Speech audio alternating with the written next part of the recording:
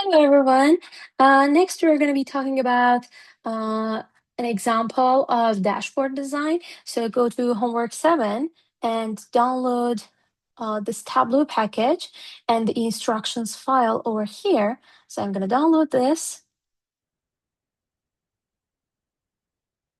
and then open the Tableau package that you have downloaded and click on the Data tab.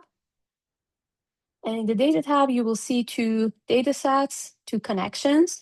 Click on the first one, the NYU-ED algorithm ICD-9, and drag from the sheets, drag this first sheet. It should be the top sheet, IC9 updated this June 19, and you will see the dataset to appear over here.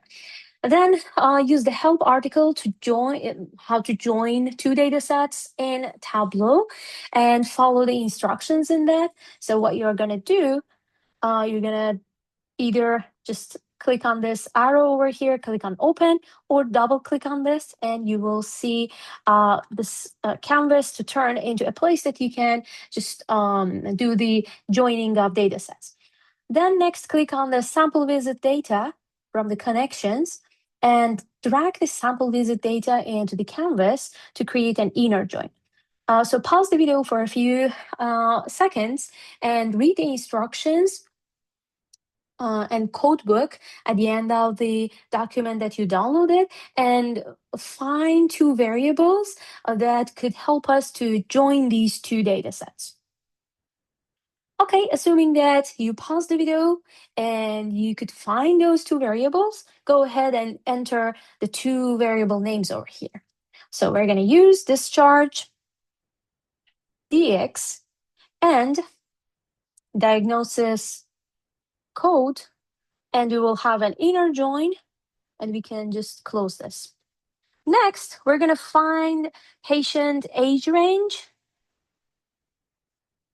this column over here, and you see that it should be age range, but definitely it is misreading some of the observations. So we need to fix that. Click on the aliases and change these dates into age ranges. It is actually 1 through 11, and this one is 12 through 17, and the rest is read correctly by Tableau automatically.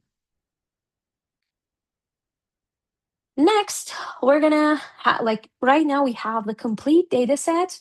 It is ready to be used. So we're gonna go to question 1 and we're gonna just follow the instructions that you see here on the right side on the caption. So we're gonna drag the measured values into the columns and measure names into the rows, and then click on the arrow next to the measure name pill and edit filter. Then we're going to just only keep only the variables that we want to be included in our graph. And I intend to keep only these ED variables, these emergency visit variable counts, and click on OK, and you will see those 4 variables are the only ones that left in here. So next, drag another measure names into the color, and you will see this color legend created on the right side. You're gonna edit the color from here, and you can select, let's go with blue one. You can assign the palette, or you can select, for example, keeping these two with the same color and these two with the darkest one. You can do that, or you can just use the shades of the blue. So let's click on OK and keep the shades. Next, right-click on the value, the title of the axis, and edit the value into the estimated visits. And the reason that we are using estimated word is that we are not certain. We are using an algorithm to give us the likelihood a visit was unnecessary. We don't know if it was for certain. Okay, that's why we are using the word estimates over here. Okay, so in the next step, in the top menu, find the analysis option and click create calculated field and name your field as unnecessary.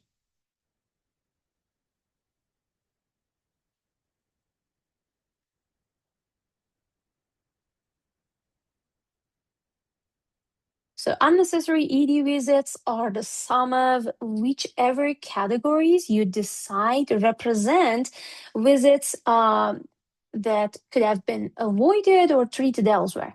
Most commonly, this includes the non-emergent, emergent PC treatable, and sometimes preventable and avoidable. Okay, so I'm gonna just hold on to or type the emergent, treatable, and non-emergent. Then click OK.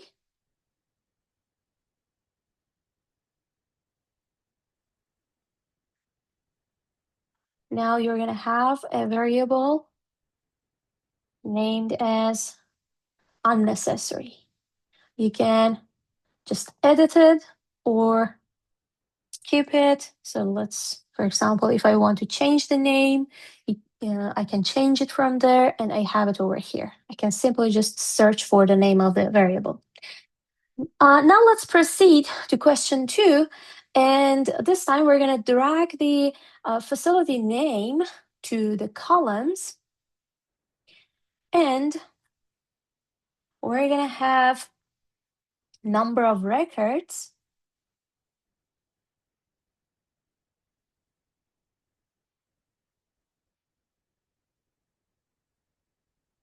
in the rows.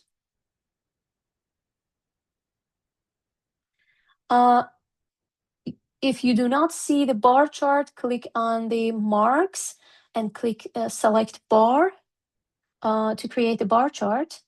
And then drag the unnecessary measure that you created before, this one, into the colors. Now the color of bars indicate where we estimate most of our unnecessary visits are coming from. Next, we're going to edit the axis title to say total visits. Let's just replace this with total visits.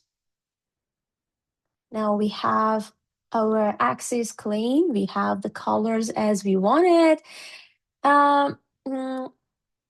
And then we want to edit the color legend title to say unnecessary visits. This one over here. Okay, so let me change this a little bit. So I'm gonna edit the title instead of some of unnecessary visits. I'm gonna have unnecessary visits only, and then click OK. You will have the title of the legend to change. Next, let's proceed to question 3. And in question 3, drag DX short name. It should be in this data set. Let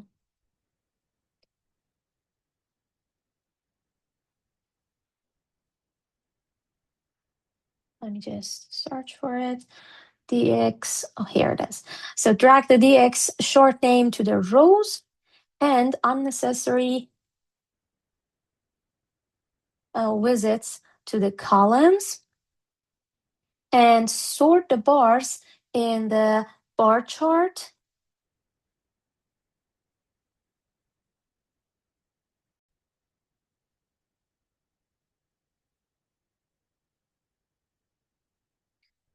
Then drag another copy of short dx,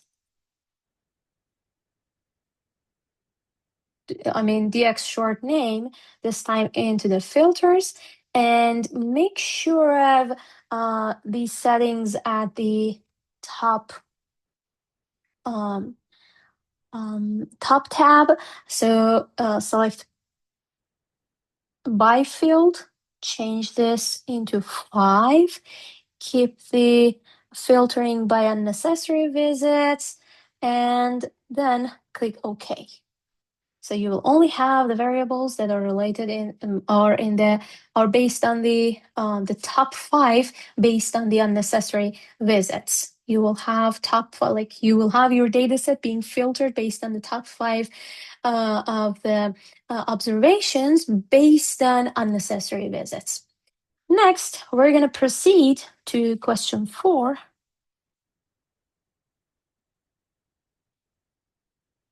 So in question 4, we're going to drag the sheet. So this here in question 4, in tab 4, we are creating a dashboard. So this is a dashboard, and we're going to follow the instructions just as the ones we have in our documents. Drag the sheets. We're going to drag these sheets into the area of dashboard to create our first dashboard. Okay, so let's go back to question 1, 2, and 3. Let's go back here one by one. And I want to add patient age range to the filters shelf. So patient age range, add it into the filter. Select all, because if you do not, you will see that your graph will disappear. Click OK. Repeat with the second question and the third question, and then go back to question 4.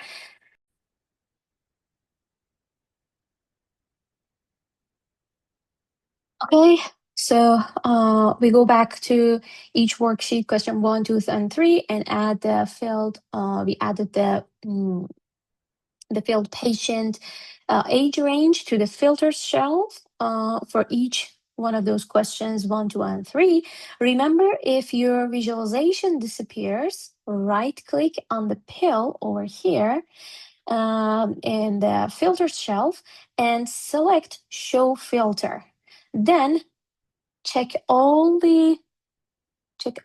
these categories so the visualization looks the same as it did before. You can avoid this by checking all in the filter menu. You first make it, but it's easy to forget. Okay, so and if that happens, you can simply just go here and show the filter, and you will see that information created over there on the top right corner. Then click on any of the graphs in the dashboard. Let's go back to question 4 because I have added all of these patient range pills into the filters. We're going to go back to the question 4 and we're going to click in the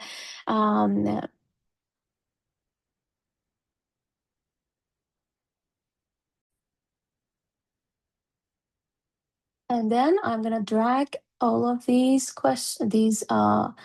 sheets that we have created over here, and this initial one, I want to remove it. I can simply just close it.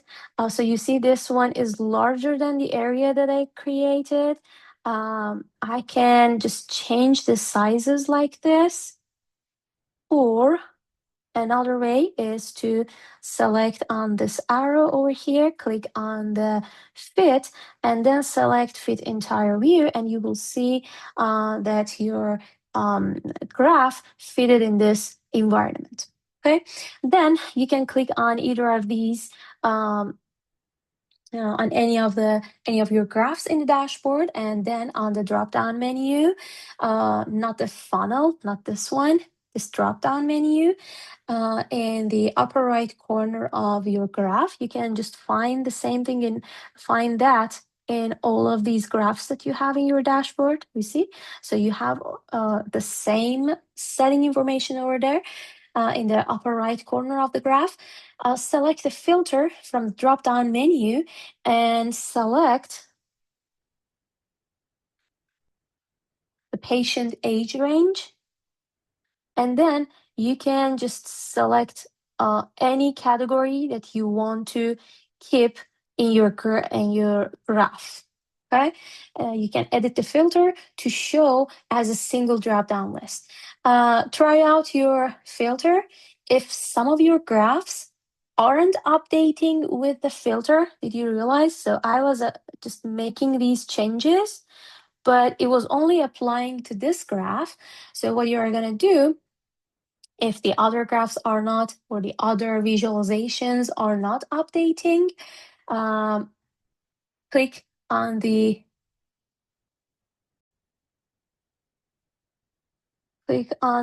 this itself, on the filter itself, then click on edit filter.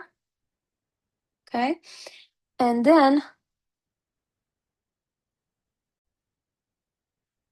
sorry, not the edit filter, click on this and apply to worksheet. You can select the appropriate one that you want to use this filter with.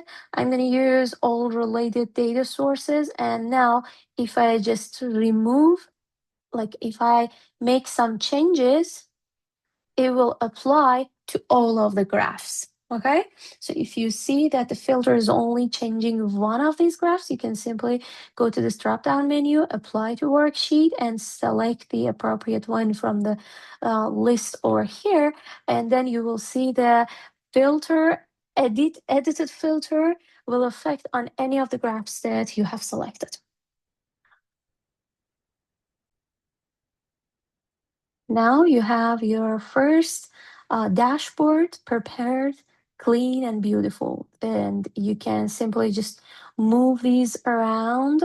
If you want to have them like this, you can just move everything around and make the changes that you want.